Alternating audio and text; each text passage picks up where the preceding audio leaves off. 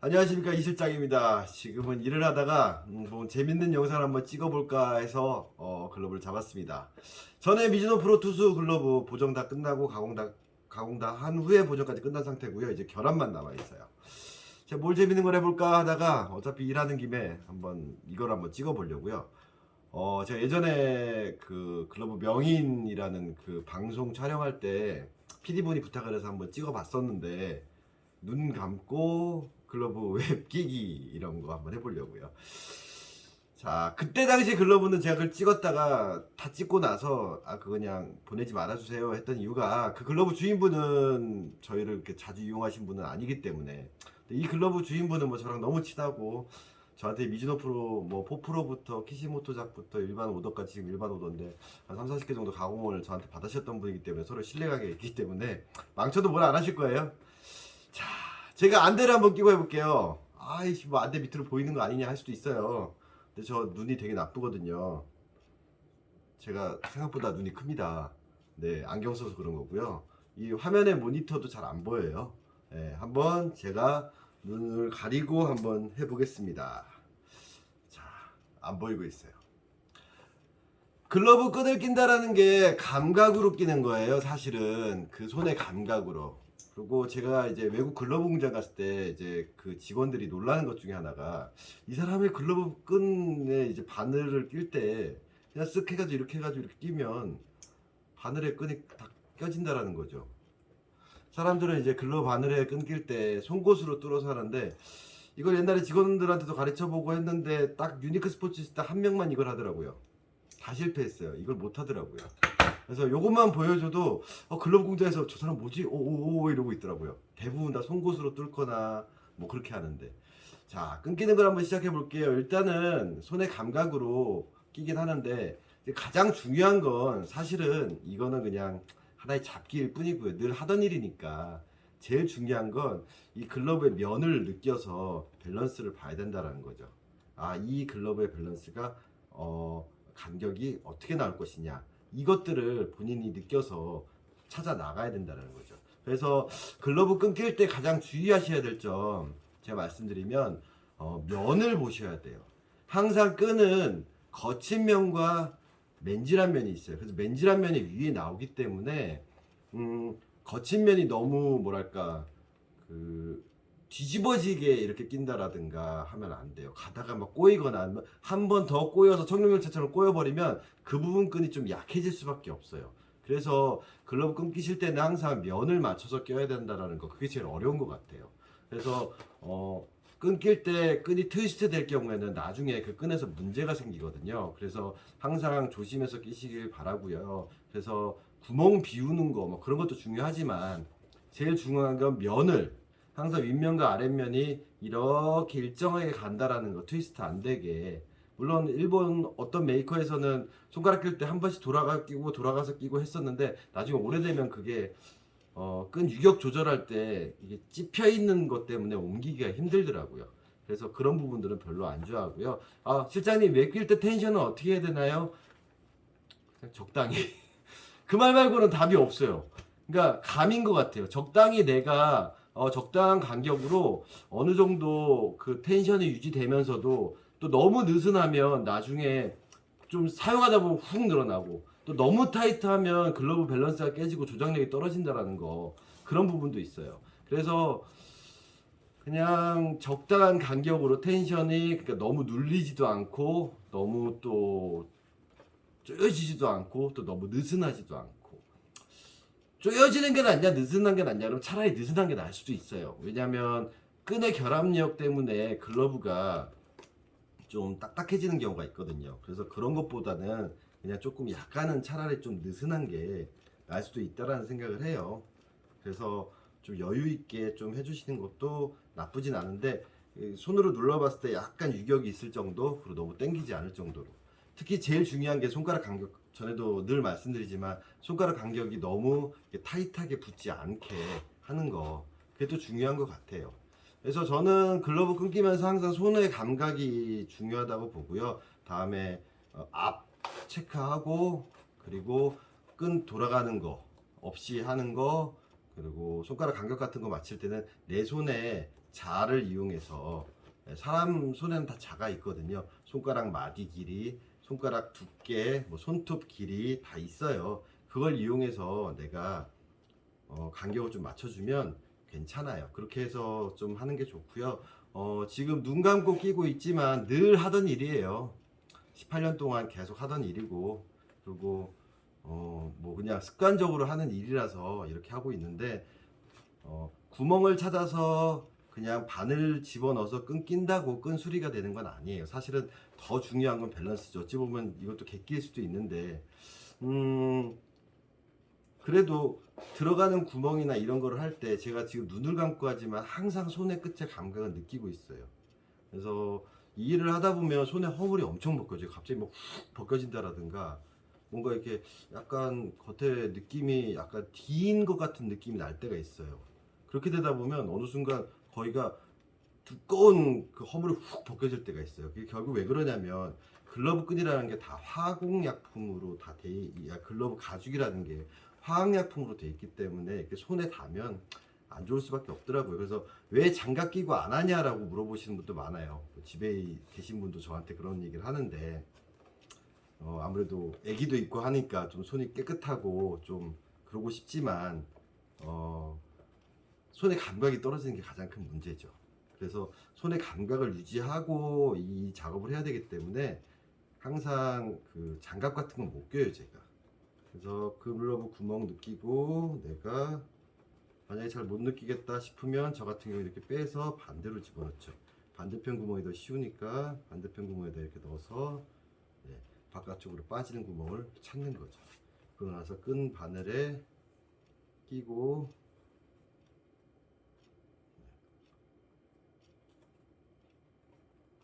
당기는 거죠. 하나 막히면 하나 열면 되는 거고.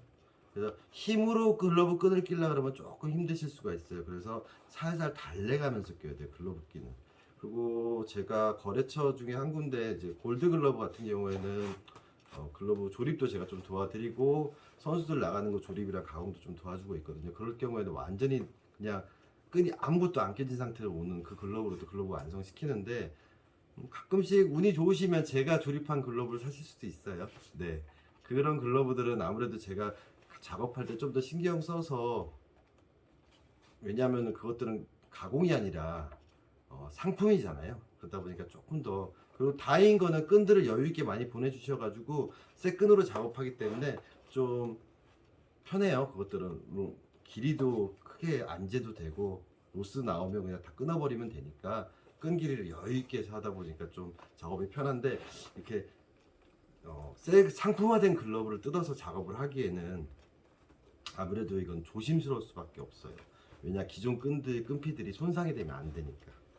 그게 제일 어려운 것 같아요. 기존 끈피에 손상 없이 끈을 풀러서 연화 작업을 해서 해체 작업을 해서 하는 경우.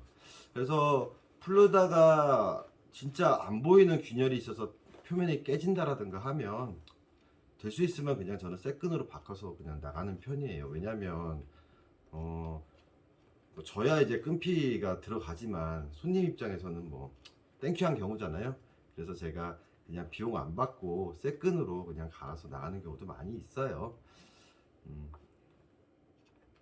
어쨌든 손님 입장에서 그 끈을 그렇게 내가 봤을 때 분명히 눈에 보이는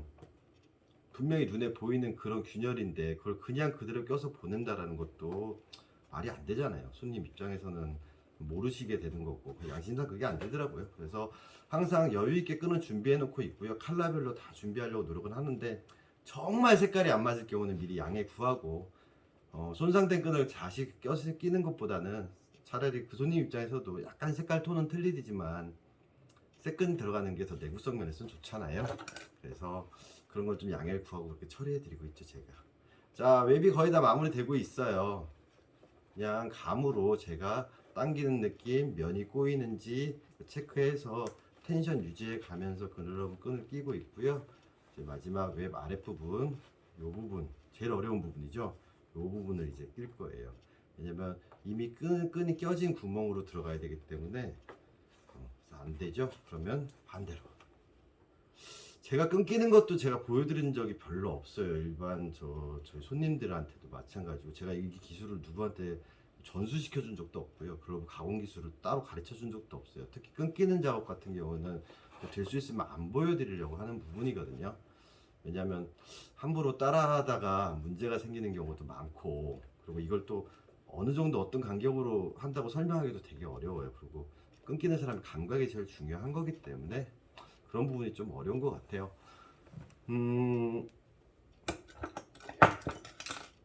가장 중요한 건 이 비포 애프터를 했을 때 글러브 퀄리티가 손상되지 않게 하는 게 제일 중요하고요. 그래서 그 부분에서 제일 신경 쓰고, 또 바늘 같은 거에 있어서 글러브 스크래치 안 나게끔 만들려고 하는 것도 노력하고 있고요. 근데 가장 중요한 건 딱 봤을 때 이게 처음이랑 너무 모양이 끊겨진 게 너무 퀄리티가 떨어지면 안 되잖아요. 왜냐, 이것도 사실 지금 끊기는 글러브도 소비자가가 85만 원이 넘는 제품인데, 이 제품이 비포 애프터가 너무 차이가 나면 소비자 입장에서 좀 억울하시잖아요. 그래서 될 수 있으면 마치 새 제품 만드는 그런 느낌으로 제가 끈을 껴요. 아싸. 그래서 항상 유격 맞춰주고 그냥 평소 끼던 대로 이렇게 쓱 끼고 있습니다. 앞도 적당히 넣어주고, 이 돌돌이 많은 것도 너무 타이트하게 당겨버리면 왜 끝에 힘이 너무 강해지거든요. 그러면 아무래도 끝이 오므려졌을 때 끝에 조작성이 좀 떨어지기 때문에 이 간격도 되게 중요해요. 그리고 한 구멍에서 두 줄이 나오는 이런 부분 같은 경우, 이렇게 두 줄 나오는 부분 같은 경우도 어떤 업체들은 뭐 아니면 개인이 하셨는지 모르겠지만 그냥 그 구멍 비워놓고 막 얼기설기 막 빠지고 그러는데, 그런 거 보면 속상하죠. 예. 왜냐면 손님들은 모르잖아요. 잘 모르시니까요. 아, 잘해줬구나 싶지만 제가 봤을 때는 에이, 이거는 새 글러브랑 비교해서 보면 다 알 수 있는 건데 왜 이렇게 마무리를 했지라는 생각이 좀 안타깝죠. 너무 대충 하니까. 저는 그렇게 생각해요. 프로와 아마추어의 차이가 뭘까라는 생각을 할 때 가장 큰 차이는, 프로와 아마추어는 돈을 받고 하냐 아니냐의 차이인 것 같아요. 야구를 생각하면 돼요. 우리가 아마추어 게임을 굳이 돈 보고 가진 않지만 프로야구를 돈을 보고 간다라는, 돈을 내고 보러 간다라는 거는 그만한 값어치가 있는 거거든요. 그래서 프로 게임인데 수준이 낮은 게임을 한다 그러면 사람들이 이제 게시판에 난리가 나는 거죠. 왜? 돈을 냈으니까 돈값을 해야 되잖아요. 그래서 프로야구 감독들도 딜레마가 그거죠. 1년에 140 몇 게임을 하는데 그 버리고 가는 게임 같은 것들 있잖아요. 처음에 너무 점수가 버려졌어. 근데 처음부터 그냥 포기하듯이 막 게임을 해버리면 어쨌든 그날의 비용을 들이고 그 야구를 보러 간 사람들은 아쉬울 수밖에 없잖아요. 근데 팀의 입장으로서 봤을 때는 3연전을 생각해야 되고 1년에 140게임을 생각했을 때 여기다가 분명히 초반에 이렇게 벌어진 점수가 난 그 게임에 추격조를 집어넣는다라든지 필승조를 집어넣을 수는 없는 거니까 패전 처리도 꼭 필요하거든요. 그럼 누가 올라가서 패전 처리를 하냐? 롱 릴리프로. 어찌 보면 그 선수가 팀을 위해 희생하는 건데, 그런 것처럼 비단 야구뿐만 아니라 일도 그런 것 같아요. 이쪽 일을 하면서 제가 늘 드리는 말씀이, 어쨌든 이 일을 해서 돈을 받는다면 그건 프로거든요. 아마추어가 아니거든요. 근데 프로라고 하면 자기가 돈을 받는 거에 대한 책임을 져야 되고, 그만큼 차별화를 두고, 솔직히 말해서 돈값을 해야 돼요. 아마추어에서 손재주 좋은 사람 정도 수준 가지고 돈을 받는다는 거는 그건 말이 안 된다고 봐요. 그래서 본인이 더 노력하셔야 되고 공부하셔야 되고 하는 부분이 있는데, 그렇지 않을 경우 보면 좀 안타까워요. 네. 좀 어찌 보면 장인 정신이라는 게 저는 단순하게 말해서 좀 프로의식인 것 같아요. 일단 친구가 그냥 내가 경험상 몇 개 아니면 공짜로 그냥 내가 해준다, 그러니까 망가뜨려도 돼, 그런 생각을 하시면 어쩔 수 없긴 한데, 일단 내가 업으로서 이 일을 한다라는 식으로 보여준다면 최소한 다른 사람의 글러브를 만졌을 때 거기에 대한 책임도 좀 지셔야 된다고 봐요. 그래서 프로와 아마추어의 차이가 뭐냐에 대해서 저는 항상 이 일을 시작할 때부터 시작을 했어요. 사업자 냈다고 프로가 아니고, 돈 받고 한다고 무조건 프로가 아니고, 내가 정말 손님들이 그래, 이 사람은 기꺼이 이 정도 비용을 지불할 만한 실력이 있다, 그만큼의 지식이 있다, 아마추어가 하는 것보다는 뭔가 확실히 다르다라고 느끼게끔 만들려고 저는 노력을 했고요. 그래서 일을 하는 거고요. 그냥 오늘은 일하다가 중간에 어그로도 한번 끌어보고 그냥 제 일하는 모습도 보여드리려고 올렸어요. 그래서 지금 이제 마지막 끊기고 있고요. 손가락 간격 제가 다 감각으로 늘 하던 식으로 다 맞춰서 텐션 주고 맞춰서 보여드리는 거예요. 자, 다 됐습니다.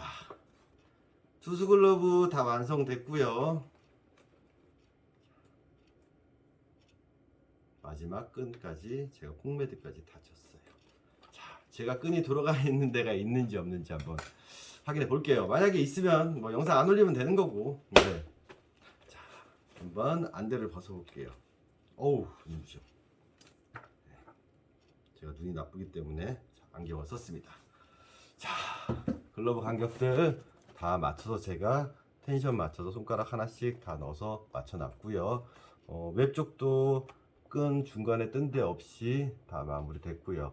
끈 돌아간 데도 없고요. 네, 면 다 맞췄고요. 웹이 매듭까지 다 마무리 지었습니다. 따로 특히 손볼 필요는 없을 것 같네요. 처음에 이 글러브 나왔을 때 여기가 너무 막 끈이 왁구가 안 맞았던 글러브거든요. 처음에 웹도 막 들려 있고 이 웹이랑 글러브가 좀 안 맞으셔가지고 손님이 걱정하셨던 글러브인데 제가 이렇게 할 수 있는 자신감이 생긴 이유는 뭐냐면 가공하고 글러브 본체 밸런스를 바꿔놓으니까 웹이 딱 맞더라고요.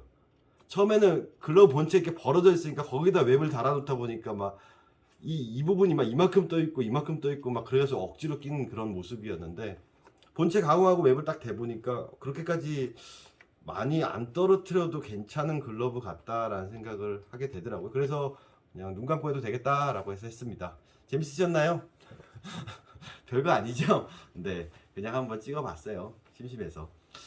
아무튼 제가 드리고 싶은 말씀은 눈 감고 하니까 나 이만큼 잘해 라는 게 아니라 최소한 내가 손에 익을 만큼 이 정도 일을 했고 이 정도 완성도를 보이려면 정말로 노력하고 프로의식을 갖고 열심히 이 일을 해왔다라는 거. 어디서 갑자기 뜬금없는 놈이 나타나가지고 네가 뭔데 유튜브 찍냐 그럴 수도 있어가지고 이런 일을 하고 해왔다 내가 18년 동안 그 말씀을 드리려고 이걸 찍었습니다.